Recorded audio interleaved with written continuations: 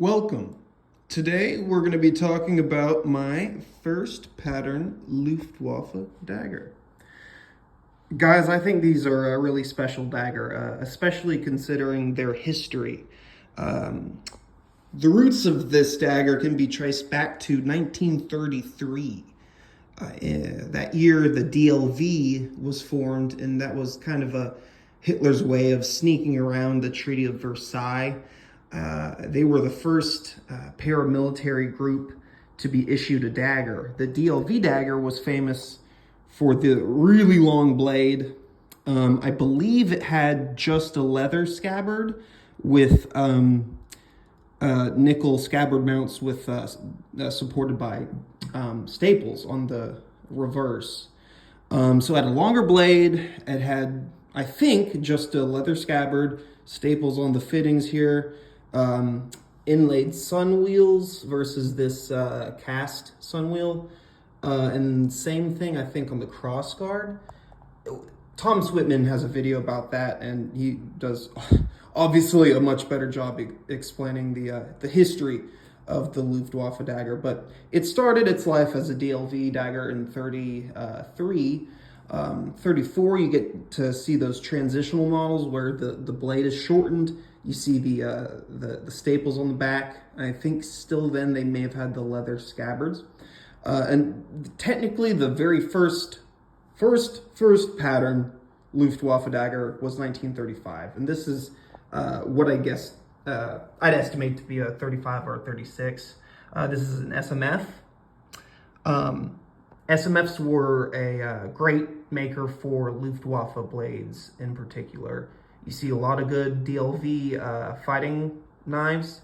You see a lot of good Luftwaffe second models, a lot of good Luftwaffe SMF paratrooper knives. So yeah, they were a great maker for Luftwaffe blades. And the silvering is held up quite well on the crossguard, particularly on the reverse.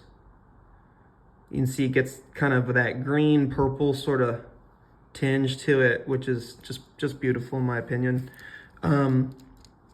With the port-a-pee here, I believe it's worn down some of the finishing on the obverse of the crossguard, right? So when it was worn, again, I got one hand. When it was worn, you know, the port-a-pee would be around here. So there's a little finish loss, but overall, it's still a pretty beautiful dagger. This is a wooden grip that is covered in Moroccan leather, like the scabbard. You can see some of the wood sort of seeping through a little bit, but that's pretty typical.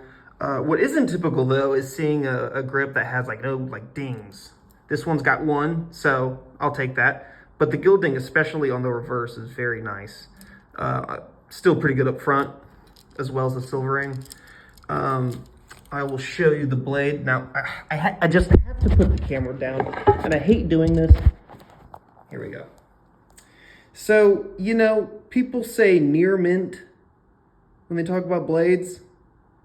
I'm not really sure what that means. But fuck me, I think this is a mint blade.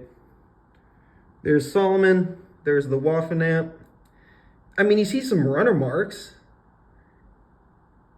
But this is like brand new, guys. So you might be wondering why this, let me put this back away. Oh God. Okay, now, why is the clip wrapped up? Well, I have decided to trade this for another army dagger. Now, you guys might be thinking, Will, what you must be out of your mind. You just bought a nice army dagger. This is a wonderful Luftwaffe. Why would you want to get rid of it?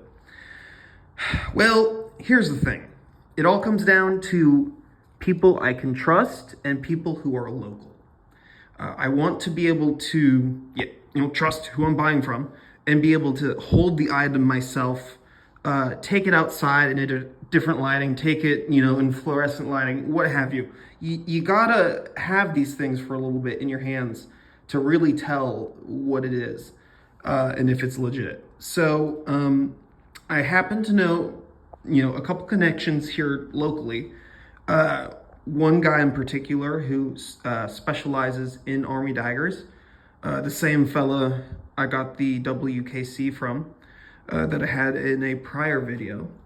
And then I know someone, actually a couple of collectors who specialize in Army visors. So I showed the infantry that I have, the Arrow Private.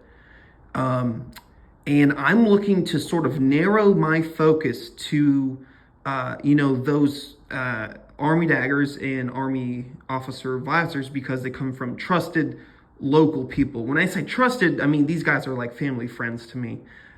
Friends of my father who was a collector and a dealer for 30, 40 years, So I want to go that route, and I think, let's take a trip to the cabinet. I think within that realm of just Army officer visors and Army daggers, there's enough variety to make it quite interesting, but not too much to make it overwhelming, because I can only know so much. So here's a quick teaser of the Arrow. We'll do a full video on this later and try to get a good shot of the shape. Oh, there's my face. I'll probably get fired for this, but whatever.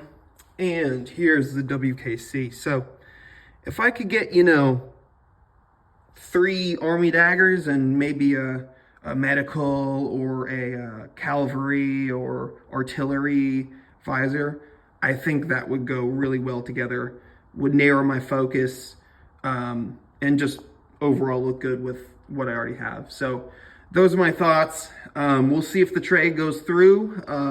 I'll see what he has. And if it does happen, I'll definitely let you guys know.